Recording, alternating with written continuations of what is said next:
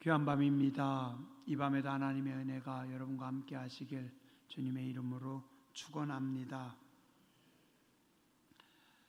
사도 바울은 고린도 교회로부터 그들의 결혼 생활에 대한 질문을 받았고 그 질문에 대해서 대답하면서 올바른 결혼 생활 그리고 가정 생활을 제시해주고 있습니다. 25절에서 28절은 미혼자들에 대한 바울의 권면입니다. 바울은 주의 명령은 아니지만 하나님의 명령까지는 아니지만 하나님의 자비하심을 입은 자로서 내가 여러분들에게 의견을 줍니다. 권면합니다. 당시 고린도는 박해와 혼란이 심한 시기였기 때문에 바울은 이왕이면 결혼보다는 독신이 더 좋을 것 같습니다. 혼자 사는 것을 권합니다. 그러나 결혼해도 죄는 아닙니다. 그래서 결혼을 죄악시하지 않습니다. 사람들은 종종 흑백 논리로만 세상을 바라보고 쉽게 판단하려고 하는 경향이 있습니다. 옳다 아니면 그르다, 내 편이다 상대편이다, 결혼이 좋다 안 하는 게 좋다. 근데 성경은 오늘 말씀은 그런 흑백의 논리가 아니라 좋다 안 좋다가 아니라 전부 다 열어놓고 하는 것도 열어놓고 안 하는 것도 열어놓고 또 혼자 사는 것도 열어놓고 재혼하는 것도 열어놓고 다 열어놓고 괜찮다. 이렇게 해서 선택해도 괜찮고 이렇게 선택해도 괜찮습니다. 그러나 26절에 나와 있는 말씀에 보면 이 임박한 환난의 시대에 결혼을 해도 되고 안 해도 되는데 내가 볼 때 지금은 환난의 시기이고 어려운 시대이기 때문에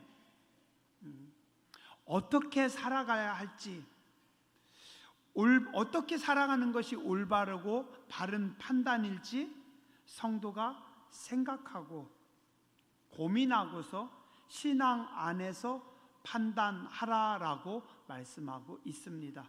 그냥 예스, 노가 아니라 힘든 시대니까 하나님 앞에서 스스로 잘 점검해서 어느 것이 옳은 거를 판단하라는 겁니다. 29절에서 31절에 보면 우리가 살고 있는 이 세상의 덧없음 그리고 이 세상이 끝날 그 종말에 대해서 생각하고 신앙생활 하라고 말씀하고 있습니다. 29절에 보니 그 때가 단축하여진 고로 사도 바울은 종말의 시간, 끝날의 시간이 점점 단축해져 가기 때문에 여러분의 종말의 시간이 임박해 오고 있습니다. 그래서 어떻게 하라고요? 너무 세상 일에만 얽매이지 마시고 여러분들이 종말의 시점을 바라보고 살아가십시오라고 권면합니다. 보통 세상 사람들과 성도들의 그 관점에 차이가 있는데 세상 사람들은 과거로부터 출발해서 옵니다.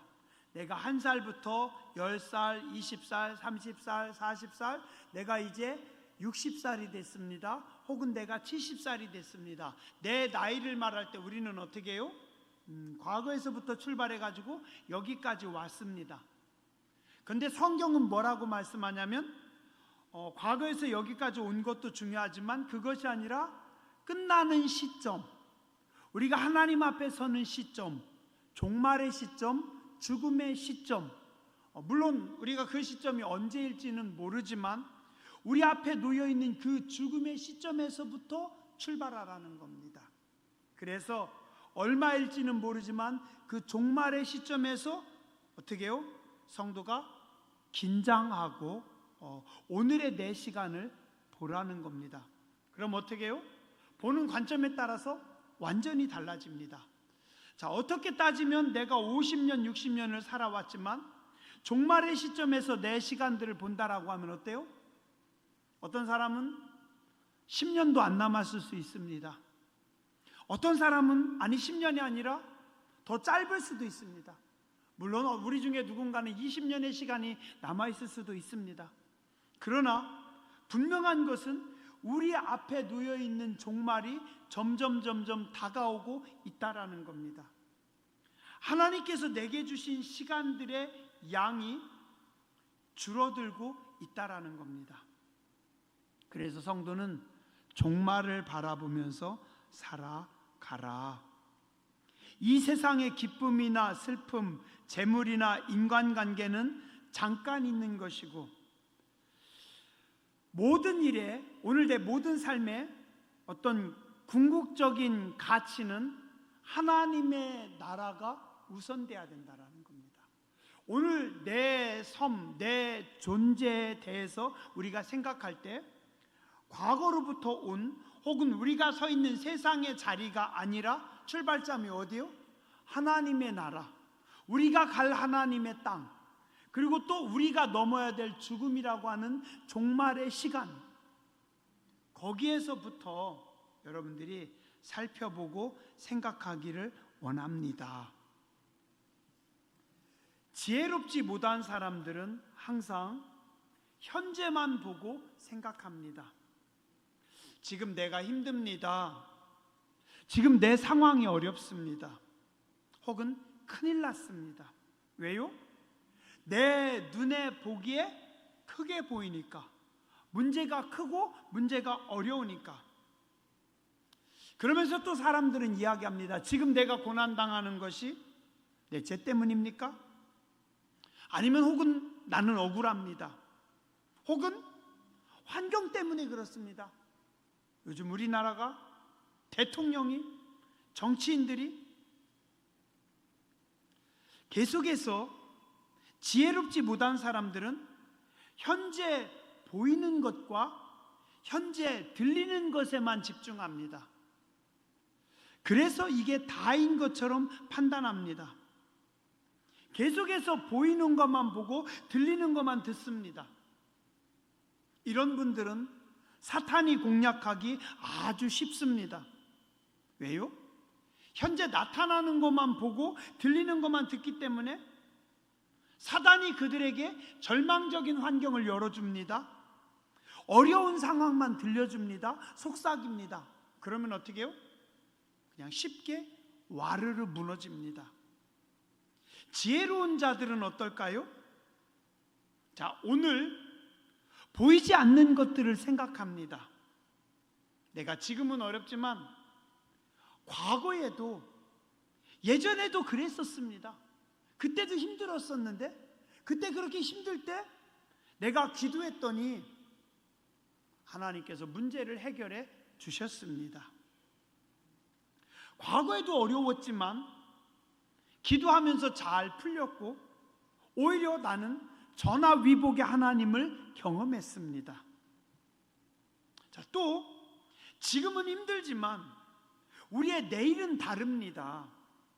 왜요? 내일을 여시는 하나님께서 함께 하시기 때문입니다. 오늘의 어려움은 또한 내일의 축복이 됩니다. 성경에 보니 환난은 인내를, 인내는 연단을, 연단은 소망을 이룬다고 했으니, 오늘은 환난의 시간이고 지금은 연단과 인내의 시간이지만 앞으로는 뭐가 옵니까? 소망이 옵니다. 그래서 어떻게 해요? 오늘에도 하나님 앞에 감사할 수 있습니다. 지혜로운 사람들은 현재를 살면서 과거를 성찰하고 미래를 꿈꾸면서 오늘에 감사하고 오늘을 이깁니다. 오늘 어려울지라도 여러분들이 과거에 역사하신 하나님, 내일을 여시는 하나님을 바라보며 기뻐하고 감사하는 성도님들 되시기 바랍니다. 또한 지혜롭지 못한 사람들은 항상 내 생각만 합니다. 내 생각에는, 내가 보기에는 나의 경험에는 내 지식에 의하면 어떻게 해요? 우리의 모든 판단과 기준, 가치의 기준이 어디에 있어요? 납니다. 나. 내가 세상의 중심입니다. 그래서 우리는 항상 중요한 것을 놓칩니다. 왜요? 내가 보는 세상은 항상 단면입니다. 내 눈에 보이는 것은 항상 1차원입니다. 내가 경험하는 지식은 항상 단편적인 지식입니다. 근데 문제는 내가 그것이 전부라고 착각하며 살아가고 있다라는 겁니다. 우리는 항상 1차원적인 사고를 뛰어넘어야 됩니다. 2차원으로 바라봐야 되고 3차원으로 생각해야 됩니다. 그러려면 어떻게 해야 될까요? 나는 앞을 바라보고 있지만 옆에서 보고 있는 사람의 의견을 받아들여야 됩니다. 뒤에서 보는 세상도 있습니다. 그게 끝인가요? 아닙니다. 위에서, 하늘에서도 보는 세상이 있습니다. 하늘에서 보는 관점은 또 다릅니다. 끝일까요? 엑스레이로 투시할 수도 있습니다. CT나 MRI로 단층 촬영해가지고 볼 수도 있습니다. 또 4차원의 관점에서 보면 시간의 차이도 있습니다. 더 크게 보면 더 넓은 다차원의 세상이 존재하고 있습니다. 근데 오늘 나는 어떻게 해요? 보이는 것만, 단면만 보고 판단하고 있다라는 겁니다. 우린 이것을 자꾸 넘어서는 훈련을 해야 되고 다각도에서 다차원으로 바라볼 수 있어야 됩니다. 오늘 말씀의 31절에 보면 이렇게 말씀합니다. 이 세상의 외형은 지나감이니라. 성경은 지금의 형편보다 영원한 관점에서 보라는 겁니다. 우리 눈에 보이고 있는 이 외형은, 우리가 느껴지고 있는 이 세상은 다 지나가 버립니다. 다 지나가 버립니다. 자, 그렇다면 오늘 내 문제, 오늘 이 문제를 나보다 더 지혜로운 사람들은 어떻게 볼까요? 자, 가장 중요한 것은 전지하신 하나님께서 보실 때는 어떠실까요? 우리는 겸손히 은혜의 보좌 앞에 나와 엎드려야 합니다. 32절부터 35절은 결혼한 사람과 독신자의 관점에서 보고 말씀하고 있습니다. 우리가 결혼하면 누구를 기쁘게 해야 돼요? 아내는 남편을 기뻐해야 되고, 남편은 또 어떻게 해요? 아내를 기쁘게 해야 되고, 서로의 매입니다. 자, 반면에 혼자 사는 독신들은 하나님만 기쁘게 하면 되고 하나님께 속한 일에 더 전념할 수 있습니다. 자, 그래서 바울은 독신이 더 영적으로 유익할 수 있다라고 말씀하고 있습니다. 독신이 좋은 거는 마음이 갈라지지 않고 오직 하나님께만 집중할 수 있기 때문입니다. 그러나 이것은 모든 사람들에게 동일하게 적용되는 규범은 아니라고 말씀하고 있습니다. 요즘 우리가 살고 있는 세상은 점점 결혼 연령이 늦어집니다. 점점 독신으로 살아가는 분들도 많습니다. 또 이분들이 이야기합니다. 야, 성경에 보면 사도 바울도 독신으로 살았잖아. 또 오늘 성경에 보면 가능하면 결혼 안 하는 게 좋다라고 말씀하고 있잖아. 예, 똑똑한 분들입니다. 그러나 분명히 알아야 될 것은 그 이유입니다. 사도 바울이 결혼하지 않은 이유, 사도 바울이 가능하면 독신으로 사는 게 좋다라고 말한 이유, 그 이유가 뭡니까? 그 이유는 내가 아니라 뭐예요? 하나님이십니다. 하나님. 내가 내 마음대로 인생을 살기 위해서, 내가 즐겁게 살기 위해서, 내 인생을 마음대로 하기 위해서가 아니라 누구를 위해서요?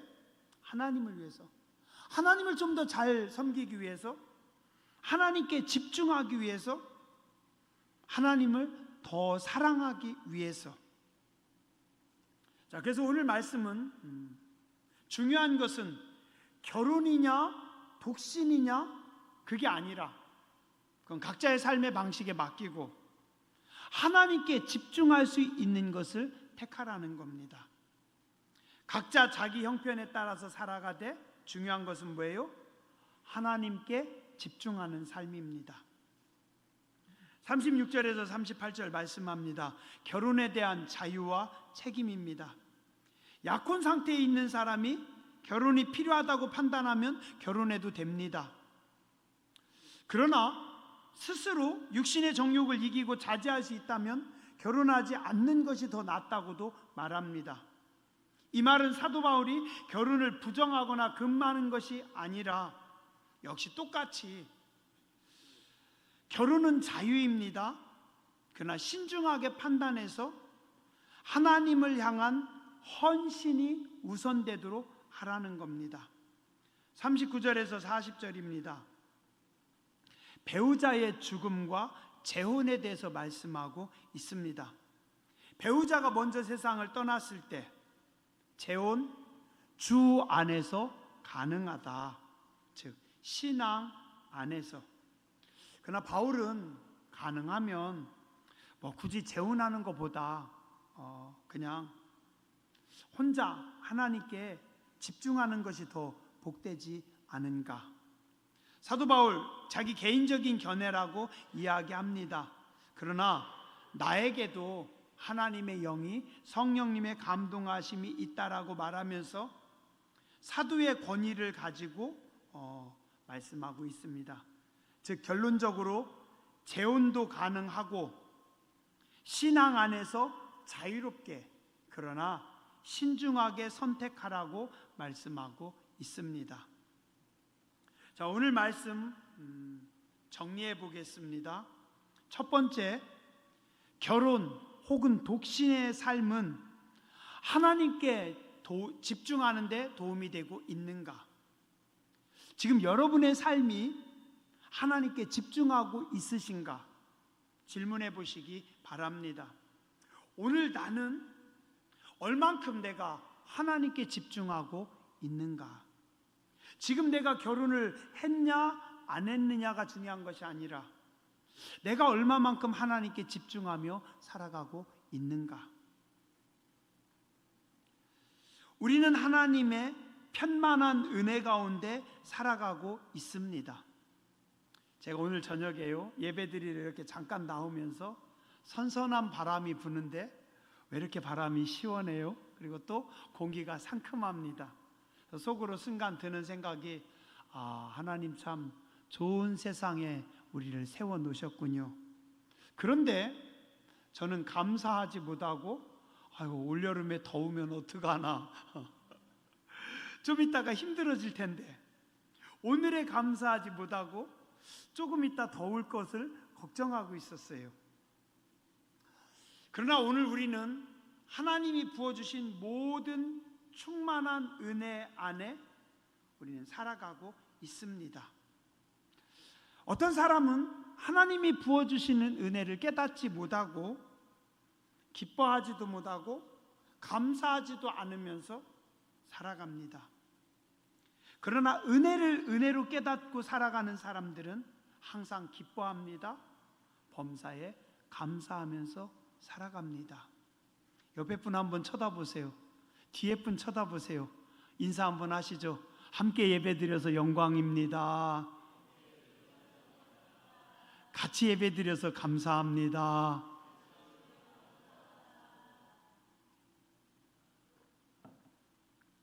저는 예전에 혼자 예배드렸던 예배가 너무 강렬해서 몇 분 안 되는 분들하고 몇 년 동안 예배드리면서 힘들었던 기억이 강렬해서 수요일날 이렇게 많이 나오시면 설레이고 감사합니다.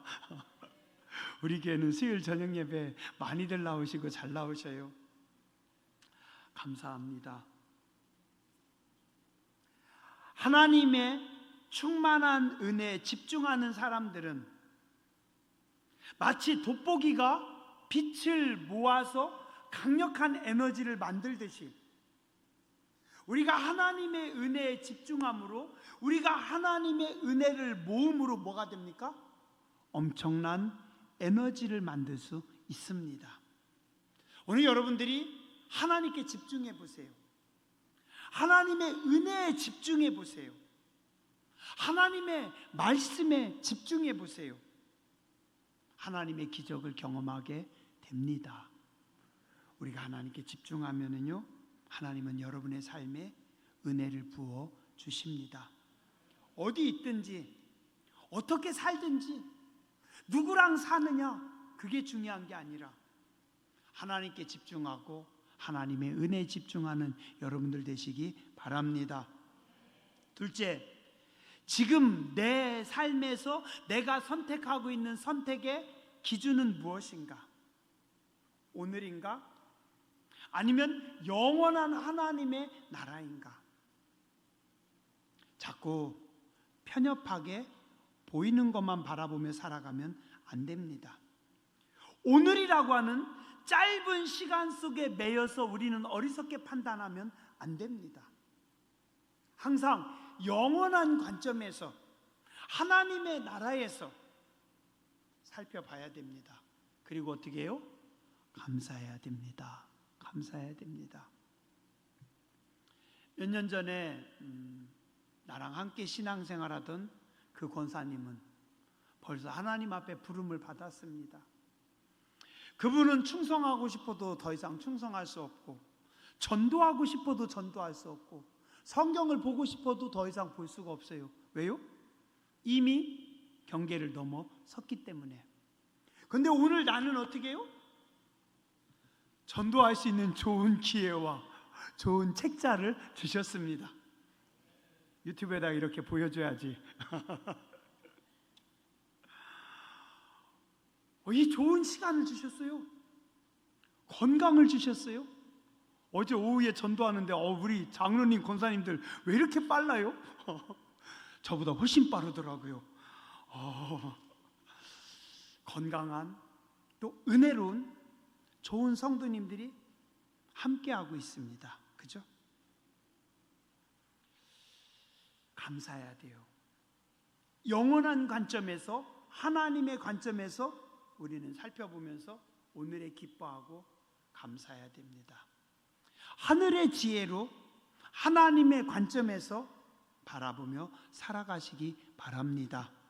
오늘 여러분의 모든 결정이 하나님을 기쁘시게 하는 방향, 영원한 관점, 그 안에서 살아가시기 바랍니다. 마지막으로 내가 가진 자유, 내가 가진 권리를 하나님 앞에서 책임과 사랑으로 사용하고 있는가 우리는 살펴봐야 됩니다. 전도서 11장 8절과 9절에 보면 이렇게 말씀합니다.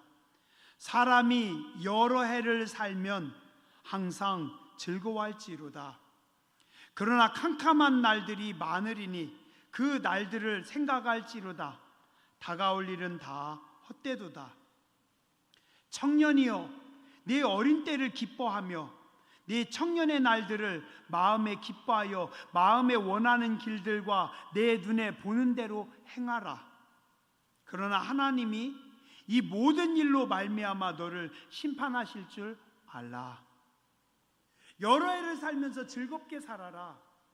그러나 이 시간 후에 캄캄한 날들도 많을 것이니 청년이여, 네 어린 때를 즐거워하고 네 청년의 날을 기뻐하며 네가 마음에 원하는 대로 네 눈이 보는 대로 가라.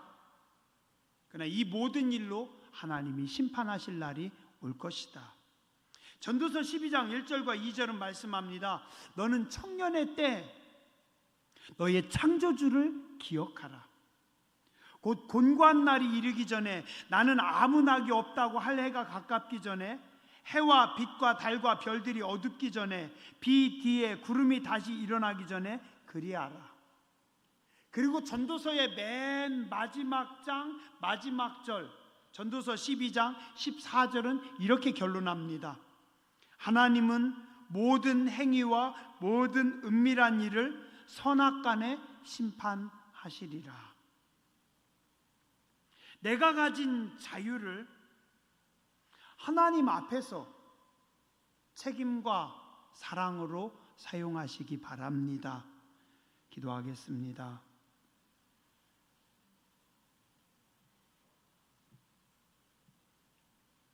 자비하신 하나님, 복된 날, 귀한 시간, 저희를 은혜의 전으로 불러주셔서 감사를 드립니다. 우리 가정의 삶이, 부부간의 삶이, 또 우리의 인생이 하나님 보시기에 늘 아름답게 해주시고 하나님을 기쁘시게 할 수 있는 삶이 되게 하여 주시옵소서. 부부가 함께 한마음으로 사랑하며 하늘을 바라보고 하나님의 영광을 따라 살게 해주시고, 비록 내가 혼자 서 있지만 하나님의 말씀과 은혜 안에서 주께 집중하고 하나님께 더 가까이 하는 저희들 되게 하여 주시옵소서.